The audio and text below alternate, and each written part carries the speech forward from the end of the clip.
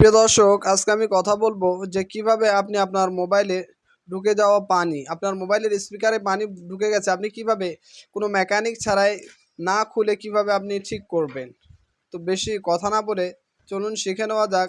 কোনো মেকানিক ছাড়াই মোবাইল না খুলে মোবাইলের স্পিকারকে আপনি কিভাবে ঠিক করবেন, যে পানি ঢুকেছে সেই পানিটাকে আপনি কিভাবে বার করবেন। স্পিকার ক্লিয়ার করার জন্য আপনাকে ক্লিয়ার স্পিকারে সার্চ করে নিতে হবে, সার্চ করতে হবে। সার্চ করার পরে প্রথমে যে ওয়েবসাইটটি আসবে সেটা দেখুন, লেখা রয়েছে ফিক্স মাই স্পিকারস।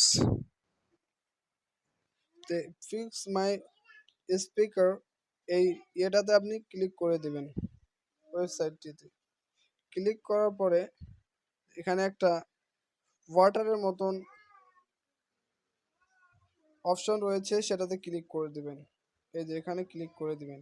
ক্লিক করে দেওয়ার পরে আপনার মোবাইল সেখান থেকে সাউন্ড করতে থাকবে, আর অটোমেটিক যতক্ষণ আপনার মোবাইলের সাউন্ড ক্লিয়ার না হচ্ছে ততক্ষণ আপনি এটাকে চালু রাখবেন।